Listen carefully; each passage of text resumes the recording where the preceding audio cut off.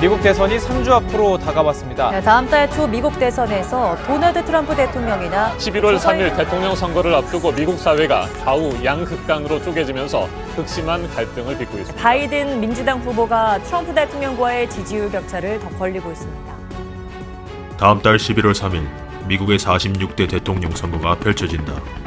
세계의 초강대국의 수장이 누가 되느냐에 따라 경제, 외교, 정치, 심지어 종교까지 모든 방면에서 세계 질서에 미치는 영향이 크기 때문에 전 세계의 이목이 집중되고 있다.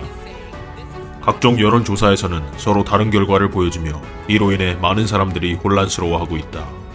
지난 2016년 대선 경험에 비춰봐도 여론조사 결과를 전적으로 믿기 쉽지 않은 건 사실이다.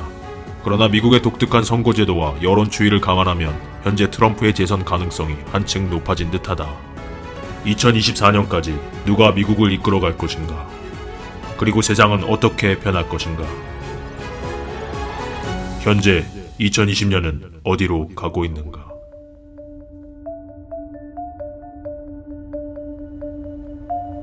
최근 들어 가짜뉴스라는 용어가 점점 더 자주 등장하고 있다. 그리고 가짜뉴스의 종류 또한 점점 더 다양해지고 있다. 그렇다면 무엇이 가짜뉴스인가? 사람들은 서로 상반된 답변을 할 것이다. CNN 시청자는 폭스뉴스를 가짜뉴스라고 할 것이고 폭스뉴스 시청자는 CNN을 가짜뉴스라 말할 것이다. 그리고 누군가는 소셜미디어를 가짜뉴스의 진원지라고 비난할 것이고 다른 누군가는 주류 언론이 사실 가짜뉴스의 기원이라고 비난할 것이다. 가짜뉴스가 심각한 문제라고 모두가 인식은 하지만 절대 자신이 보고 듣고 읽는 정보가 가짜일 것이라고 의심하진 않는다. 어느 순간 사람들은 자신과 반대되는 논조의 얘기를 듣거나 믿기 어려운 뉴스를 들으면 쉽게 가짜뉴스라고 여기기 시작했다. 사실 가짜뉴스, 거짓 진술, 허위 광고, 음모론 등 이러한 것들은 과거 아주 오래전부터 늘 있어왔다. 그런데 21세기 들어 가짜뉴스의 파급력이 과거 그 어느 때보다 비교도 안 될 정도로 사회에 큰 영향을 끼치는 이유는 무엇일까? 현재 현실보다 가상이 더 큰 힘을 얻고 있기 때문이다. 소셜미디어가 바로 그 대표적인 역할을 한다. 현실에서 일어나지 않은 일, 현실에서는 완전히 가짜 취급을 받는 일도 가상세계인 소셜미디어에서 사람들은 그것을 진짜로 믿는다. 대표적인 예로 2016년 미얀마에서 일어난 대학살이다. 미얀마는 현재 전체 인구 5,700만 명 가운데 3천만 명이 페이스북을 사용한다. 어느 날 미얀마의 700명에 달하는 군 요원들이 페이스북에서 가수, 모델, 연예인 등 가짜 이름과 거짓 계정으로 이슬람이 불교의 세계적 위협이라고 주장하고 무슬림 남성이 여성 불교 신자를 강간하려 했다는 가짜 뉴스를 생산하여 퍼뜨렸다. 미얀마는 버마족이 전체 인구의 70%를 차지한다. 종교는 88%가 불교다. 그리고 미얀마 북서부에는 인구 220만의 소수민족 로힝야족이 거주한다. 이들은 모두 이슬람교를 믿는다.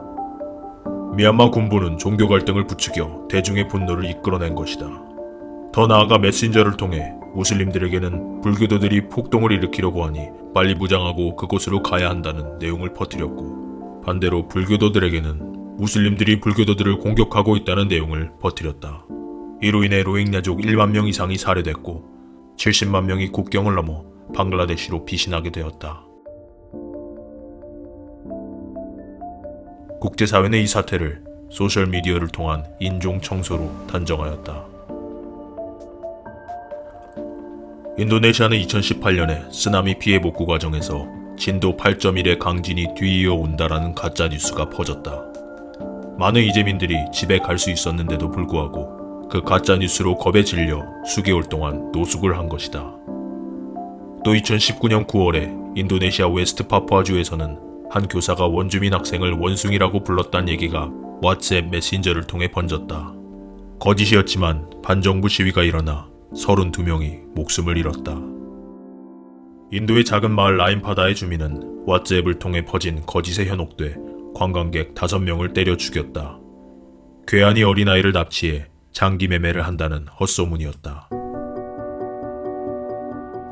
가짜뉴스는 우리가 인식하지 못하는 사이에 사회 속 깊이 파고들고 있다.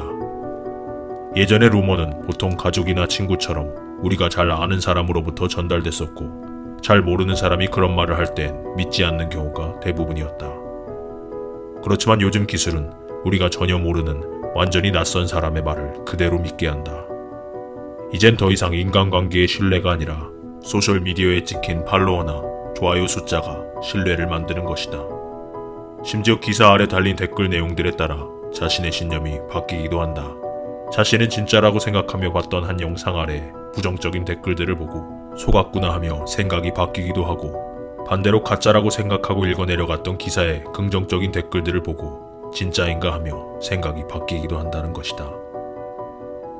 우리도 모르게 사이버 공간에서 거짓과 속임수에 속수무책으로 당해 디지털 바보가 되는 것이다. 이렇게 가짜 뉴스가 점점 넘쳐나며 오히려 진짜 뉴스가 피해를 보는 경우도 많다. 2017년 3월 한국언론진흥재단은 일반인의 가짜 뉴스에 대한 인식 등을 알아보기 위해 20대에서 50대 성인 1084명을 대상으로 온라인 설문조사를 실시했다. 이 보고서에 따르면 실제 기사에서 발췌한 진짜 뉴스 문장 2개와 가짜 뉴스 문장 4개를 섞어 진실과 거짓을 구분하게 했다. 그 결과 진짜 뉴스와 가짜 뉴스를 완벽하게 가려낸 응답자는 1.8%에 불과했다. 점점 자신의 가치관에 부합하거나 자신에게 유리한 정보는 쉽게 받아들이고 자신의 신념과 가치에 어긋나거나 믿겨지지 않는 것들은 가짜로 취급하며 거부하려는 확증 편향의 사고방식이 심화되고 있다. 내가 지지하는 정치 집단의 이야기만 옳고 반대편에서 말하면 거짓이 되고 있다. 눈으로 직접 확인한 것마저 거짓으로 취급되다 보니 그야말로 객관적 진실은 사라지고 있다. 명확한 증거를 보여줘도 사람들이 믿지 않는 이유는 무엇일까? 이젠 진짜도 가짜 같고 가짜도 진짜 같은 기술이 사람들을 혼란스럽게 하기 때문이다. 이 영상은 오바마 전 대통령이 트럼프 대통령을 욕하는 가짜 영상이다. 이젠 딥페이크 기술로 몇 장의 사진과 목소리 데이터를 갖고 합성 영상을 쉽게 만들 수 있다. 이 영상 또한 인공지능이 문재인 대통령의 사진을 합성해서 만든 가짜 영상이다. 이 기술은 누군가를 작정하고 해코지하려고 한다면 손쉽게 사람을 해칠 수 있는 그야말로 보이지 않는 총이라고 말할 수 있다. 이젠 내가 보는 영상 속에서 말하는 한 사람이 내가 아는 그 사람이 맞는지조차 헷갈린다. 이제 첨단 기술은 인간이 눈과 귀로 진짜와 가짜를 분별할 수 없는 수준에까지 이르렀다. 그렇기에 인간은 이런 역할을 인공지능에게 맡기고 있다. 이제 이러한 역할들을 인간이 아닌 AI가 대체할 경우 이 세상은 가짜와 거짓이 사라지고 차별과 편견이 없어지는 아주 공정한 사회가 될 것만 같다. 그러나 현실은 어떨까? 구글 포토는 출시 직후인 2015년 6월 미국에 사는 흑인 남성이 흑인 여자와 찍은 사진을 고릴라라고 분류한 사실이 당사자의 고발을 통해 공개됐다. 이는 알고리즘에 의한 인종차별 논란으로 이어졌고 구글은 곧바로 매우 잘못된 일이라고 사과하고 수정을 약속했다. 하지만 약속과 달리 구글은 이 기능을 제대로 수정하지 못했다. 해당 오류를 고치지 못하고 결국 문제의 키워드와 분류를 삭제하는 방식으로 대체했다. 구글 포토에 고릴라 사진이 들어있음에도 불구하고 고릴라, 침팬지, 원숭이 단어를 입력하면 아무런 사진도 제시되지 않았다. 구글 포토 분류 알고리즘에서 고릴라와 관련 단어를 아예 삭제해버린 것이다. 독일 정보기술 전문지 알고리즘 워치는 구글 인공지능 서비스로 이미지 식별 실험을 한 결과 한국의 한복이나 일본의 기모노는 전통 의상의 옷으로 분류하는 반면 인도의 전통 의상은 그러하지 못하는 결과가 나왔다고 발표했다. 또한 밝은 피부를 가진 사람이 체온계를 들고 있는 사진은 체온계를 들고 있는 모습으로 파악하지만 어두운 피부를 가진 사람이 체온계를 들고 있는 사진은 총을 갖고 있는 모습으로 분류하는 비율이 높았다고 밝혔다. 결국 구글은 인공지능이 충분한 학습 과정을 거치지 않았기 때문일 수 있다며 인종차별적 판단 지적에 대해 사과했다. 방대한 데이터를 머신러닝으로 학습한 결과 알고리즘은 많은 영역에서 사람보다 뛰어난 결과를 산출하는 것으로 보이지만 사람에겐 없는 맹점과 노골적 차별이 존재한다는 것을 알려주는 사례다. 데이터와 알고리즘은 사람처럼 편견과 한계를 갖지 않고 객관적이고 과학적인 판단과 연산을 할 것이라는 기대를 받고 있지만 현실은 전혀 그렇지 않다. 국내에서도 가장 최근 10월 6일에 알고리즘으로 주목받은 사례가 있었다. 국내 최대 포털 사이트 네이버가 쇼핑 동영상 검색 결과를 자기 회사에 유리하게 조작한 혐의로 공정위로부터 267억 원의 과징금을 부과당한 것이다. 사실 네이버와 카카오는 이전부터 초기 화면의 뉴스 배치나 실시간 검색어를 정권의 눈치를 보며 조작하고 있다는 의혹이 끊임없이 제기돼 왔다. 계속해서 비판이 제기되자 2017년부터 뉴스 편집의 인위적 개입을 배제하고 인공지능 알고리즘에 맡긴다고 선언했었다. 하지만 이번 쇼핑몰 검색 결과 조작에서 드러났듯 말만 알고리즘이고 실제로는 조작이 가능하다는 말이다. 구글도 과거 2017년에 상품 검색 결과에서 자사 쇼핑 서비스의 상품을 경쟁사보다 위에 배치했다는 이유로 유럽연합으로부터 약 24억 유로, 한화 3조 3천억 원의 과징금을 맞은 바 있다. 현재 전 세계에선 매일 10억 건 이상의 검색이 구글을 통해서 이루어지고 있다. 사람들이 구글에서 찾게 되는 정보는 얼마나 정확할까? 구글의 검색어로 코리안스를 입력하면 어떤 정보가 나올까? 가장 상단에 위키피디아가 제공하는 한민족, 한국인, 한국 사람 등의 결과가 나온다. 그럼 언어 설정을 한국어가 아닌 중국어로 바꿔서 똑같이 코리안스를 검색해도 같은 결과가 나올까? 마찬가지로 상단에는 위키피디아가 등장하지만 결과는 조선족으로 나오는 것을 알 수 있다.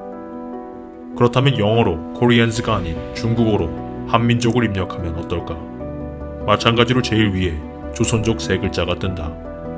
중국에서 조선족은 엄연히 중국 내 56개의 소수민족 중 하나를 가리키는 말이다. 한민족을 조선족이라 부르는 것은 한민족에 포함된 한국인을 중국의 소수민족으로 취급하는 것이다. 위키피디아 중문판은 조선족이 한국과 북한에 7,600만 명, 중국에 200만 명이 있다고 설명한다. 이 페이지에선 세종대왕도 조선족이라고 설명한다. 또한 백범 김구 선생, 반기문 전 유엔 사무총장, 피겨 여왕 김연아, 배우 이영애도 조선족 대표 인물들이라고 소개하고 있다. 북한의 김일성과 김대중 전 대통령의 사진도 나란히 붙어있다.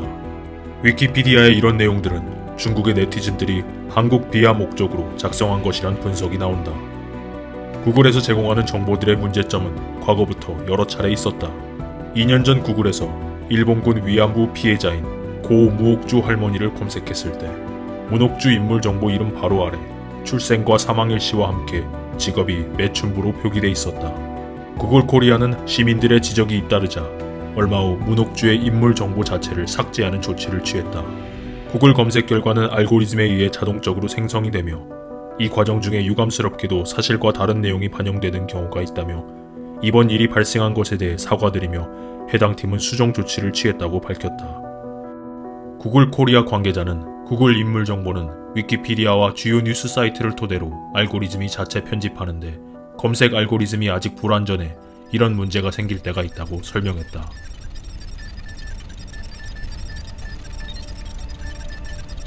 이렇게 여러 분야에서도 알고리즘이나 AI는 불완전하다는 것이 증명되고 있다.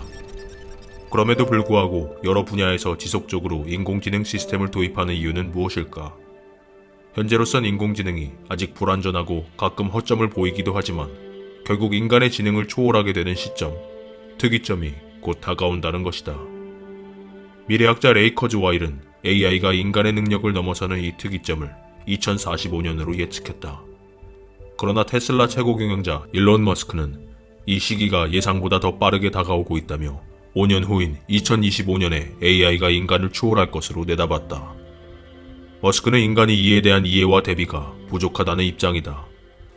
컴퓨터와 인간의 뇌를 연결할 수 있는 기술이 개발되지 않으면 앞으로 인간은 AI에게 판단의 결정권을 빼앗겨 애완동물 취급을 받는 신세로 전락할 수 있다고 말했다.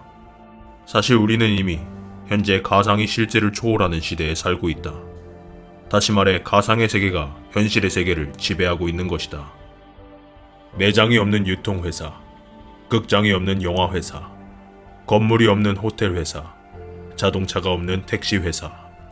물리적 실체를 갖고 있지 않은 기업이 현실의 외형을 가진 기업들을 이기는 현상이 모두 지난 2010년대에 일어난 것이다. 보이진 않지만 이 가상의 세계가 보이는 현실의 세계보다 더욱 강력해진 것이다. 즉 인터넷 세계를 지배해야 현실의 세계에서 권력을 휘두를 수 있는 세상이 된 것이다. 처음에 많은 사람들은 도널드 트럼프가 트위터를 통해 자신의 의사를 전하는 것에 대해 한 나라의 대통령이란 직위에 적절치 않고 너무 가볍고 유치한 의사전달 방법이라며 비웃었다. 하지만 트럼프는 그에 굴하지 않고 지구상 가장 강력한 트위터리안이 되었다. 트럼프는 이 소셜미디어의 전파력, 사람들이 소셜미디어를 현실보다 더 진짜 현실처럼 믿고 있다는 사실을 이해한 것이다. 이제는 트럼프뿐만 아니라 전 세계의 많은 정치인들이 트위터 계정을 앞다투어 개설하고 트위터에서 영향력을 얻기 위해 고군분투하고 있다. 미국뿐만 아니라 한국도 마찬가지다. 많은 정치인들이 1, 2년 전만 하더라도 유튜브를 비난했다. 하지만 이제는 모두가 유튜버가 되려고 채널을 개설하고 있다. 이제는 가수, 개그맨, 운동선수, 의사, 군인 등 모든 분야의 사람들이 유튜버가 되려고 한다. 유튜브나 인스타그램 같은 가상의 세계에서 더 많은 좋아요와 구독자를 얻는 것이 현실의 권력을 얻는 길이라는 것이다. 우리의 삶 자체도 가상으로 흡수되고 있다. 더욱더 단단해진 가상의 세계는 우리의 인간성 자체도 변화시키고 있다. 현실 넘어 가상 어딘가에 살게 된 시대. 2020년은 어디로 가고 있는가? 우리는 현재 인류 역사상 가장 방대한 정보가 오가는 빅데이터 시대에 살고 있다. IT 기술의 발전으로 어느 순간 가상이 실제를 초월하였다. 유튜브, 페이스북, 인스타그램 같은 거대 미디어 플랫폼들이 전 세계를 하나로 연결해주지만 동시에 곳곳에서 가짜와 거짓이 난무하며 사람들의 편견을 강화하고 사회 갈등을 키우고 있다. 잘못된 알고리즘 기반의 인공지능으로 인해 생겨난 분열되고 양극화된 사회의 문제점들을 우리는 다시금 인공지능에게 맡겨 해결책을 구하고 있다. 우리는 이런 세상을 어떤 관점으로 바라봐야 하는가? 우리는 무엇을 통해 거짓과 진실을 분별해야 하는가? 사람은 누구나 자신의 관점으로 세상을 바라본다. 디자인 전공자는 모든 것을 디자인의 눈으로 보고 정치학도는 모든 것을 정치의 관점으로 본다. 그렇다면 크리스찬은 세상을 어떤 관점으로 바라봐야 하는가? 성경적 안목과 영적인 관점에서 바라봐야 하지 않을까? 나는 현실의 세속적 흐름에 취해 따라가는 자인가? 아니면 깨어서 마지막 때를 분별하는 자인가?